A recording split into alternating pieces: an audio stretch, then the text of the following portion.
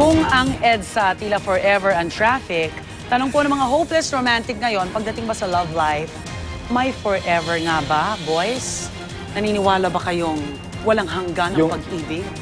Kung sinasabi mong forever yung kilig, walang forever talaga. Nawawala at nawawala yun. Dahil yung pagmamahal nga doon, hindi naman siya pakiramdam eh. Isa siyang desisyon. Yan. So may forever. Habang tumatagal, habang tumatanda, nag-iiba yung klase na nung pagsasama, nung pag-ibig ng mag-asawa.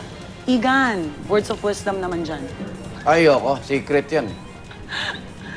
Naniniwala ka sa forever? Oo naman. O, diba? Una-una lang yan. Di ba? Hindi yung... Hindi. Anong forever? Saan? Pag-ibig? Pag-ibig. Nagsiselebrate ng golden Marami na wedding. tayong mga kaso na talagang nagtagal sila. Oo. Di ba? Ay, Decision, may nagre-react, oh.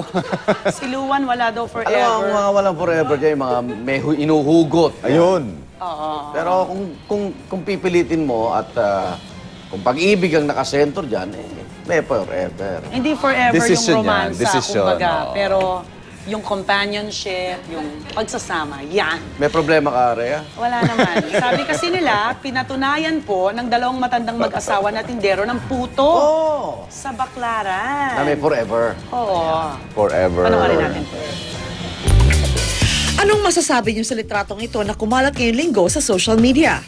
Kuha ito ni Phil Erickson de Guzman dito sa Quirino Avenue sa Baclaran, kung saan makikita ang dalawang matandang mag-asawa na nagtitinda ng puto.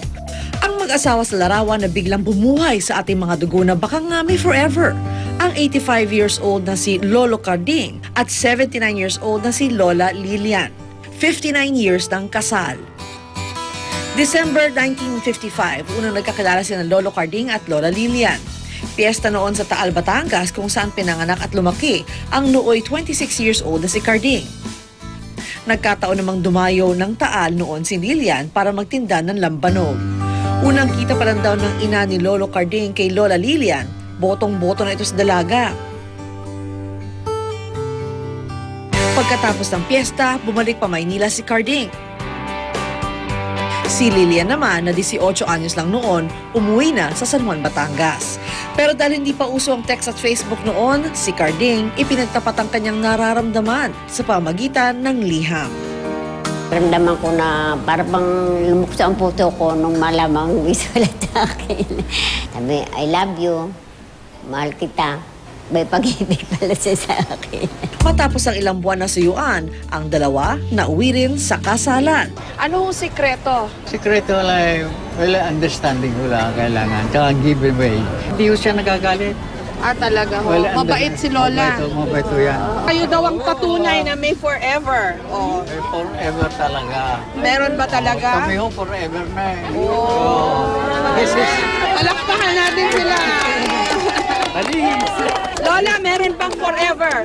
Forever na ho. Till death do us part. Oh, kiss naman, Lolo. Sa mga nagsasabi dyan na sa mga pelikula lang may forever, eto sina Lolo Carding at Lola Lilian nagpapatunay na ang forever hindi lang natatagpuan, inaalagaan din ito, pinahalagahan at higit sa lahat, pinaglalaban.